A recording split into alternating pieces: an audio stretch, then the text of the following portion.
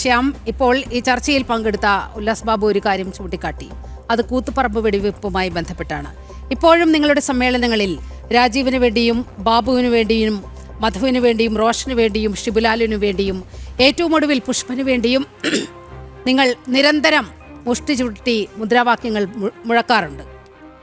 ആ കൂത്തുപറമ്പ് വെടിവെപ്പിന് നേതൃത്വം നൽകിയ രവത ചന്ദ്രശേഖറെ DGP ആക്കുന്ന അവസ്ഥയിലേക്ക് നിങ്ങളെത്തി.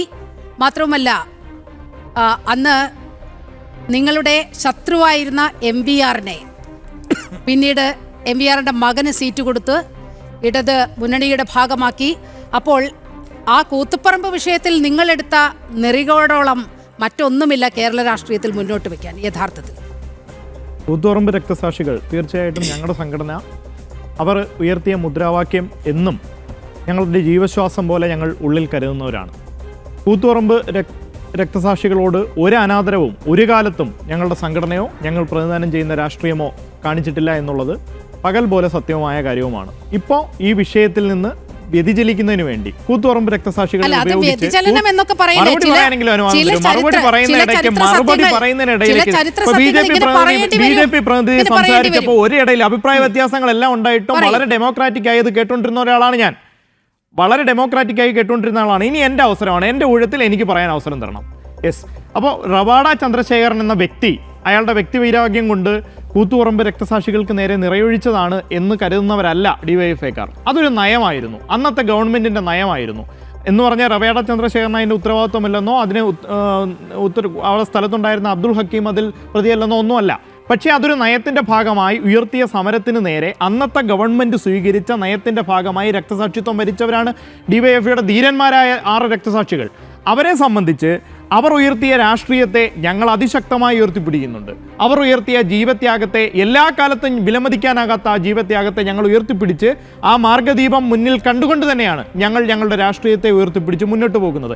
അത് കേവലം റവാഡ ചന്ദ്രശേഖരൻ്റെ വ്യക്തിപരമായ തീരുമാനമായിരുന്നു എന്ന് വിശ്വസിക്കാൻ തക്കവണ്ണം മണ്ടന്മാരല്ല ഞങ്ങൾ എന്നുള്ളതാണ്. പിന്നീട് ഈ BJPയുടെ പ്രതിനിധി കുറേ കാര്യങ്ങൾ ഇങ്ങനെ പറഞ്ഞുകൊണ്ടേയിരുന്നു. അദ്ദേഹം പറഞ്ഞതിൽ ഏറ്റവും പ്രധാനപ്പെട്ട ഒരു കാര്യം ധർമ്മേന്ദ്ര പ്രധാന്റെ രാജി ഏതോ ധാർമ്മികത ഉയർത്തിപ്പിടിച്ചതാണ് എന്നുള്ളതാണ്.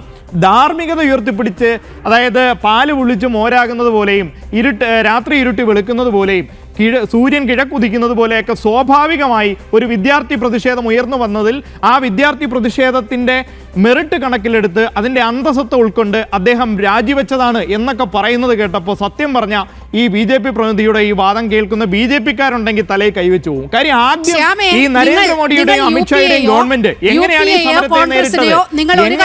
സമരത്തെ നേരിട്ടത്?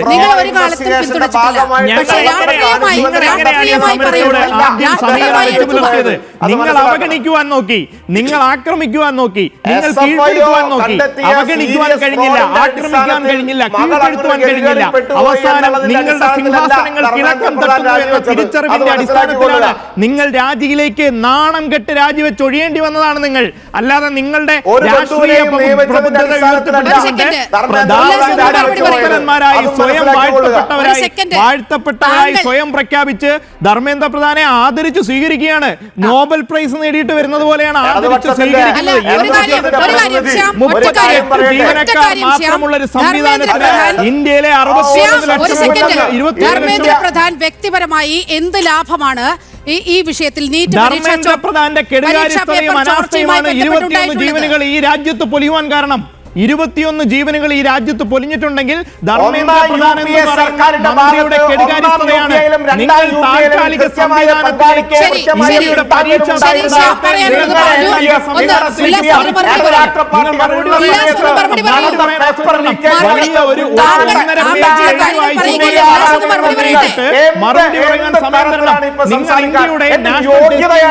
നാഷണൽ ടെസ്റ്റിംഗ് സംവിധാനത്തെ 30 ജീവനക്കാർ മാത്രം നിങ്ങൾ താൽക്കാലിക ജീവനക്കാരാണ്. ഈ പരീക്ഷാ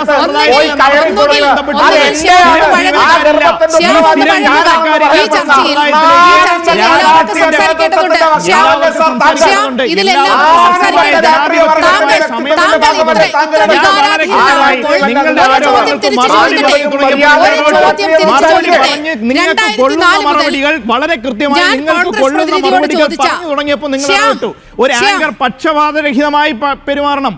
ഞാൻ ഒരു മറുപടി കൃത്യതയില്ല. തുടങ്ങിയപ്പോൾ ആ നിങ്ങൾക്കെന്താ മറുപടി റോള്? നിങ്ങളെ തൊട്ട് നിങ്ങൾ പിന്തുണയ്ക്കുന്ന മാധ്യമങ്ങളുടെ അവതാരകർക്കൊക്കെ സമീപനം ശരിയല്ല.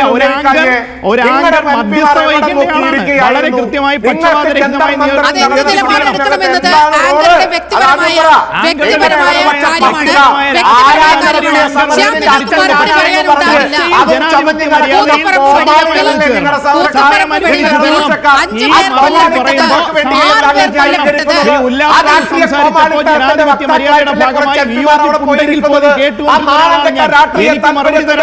എനിക്ക് മറുപടി പറയണം. 38 ജീവനക്കാർ, സ്ഥിരം ജീവനക്കാർ മാത്രമുള്ള പരീക്ഷാ സംവിധാനത്തിലേക്ക് ഇത്രയും വലിയ പരീക്ഷകൾ 63 ലക്ഷം പേർ വിദ്യാർത്ഥികൾ എഴുതുന്ന വിവിധ പരീക്ഷകൾ നടത്തുന്ന സംവിധാനത്തെ പറിച്ചു നട്ടു. ഈ രാജ്യത്തെ ഗവൺമെന്റിന്റെ കരാർ സംവിധാനത്തിന്റെ ഭാഗമാണ് രക്തസാക്ഷികളായ 21 വിദ്യാർത്ഥികളുടെ ജീവിതം. നിങ്ങളത് പറയാതെ പോകരുത്. ഈ രാജ്യത്ത് സർവ്വതും കരാർവൽക്കരിക്കുന്ന കേന്ദ്ര ഗവൺമെന്റിന്റെ നയത്തിന്റെ ഭാഗമായി സൃഷ്ടിക്കപ്പെട്ട രക്തസാക്ഷികളാണ് ഇവിടെ ഇന്ന് ജീവൻ വെടിഞ്ഞ 21 വിദ്യാർത്ഥികൾ. ഉല്ലാസ മറുപടി പറയണം, അല്ലെങ്കിൽ ഇവിടെ നിന്ന് മ്യൂട്ട് ചെയ്യേണ്ടി വരും. ഉല്ലാസ മറുപടി പറയൂ.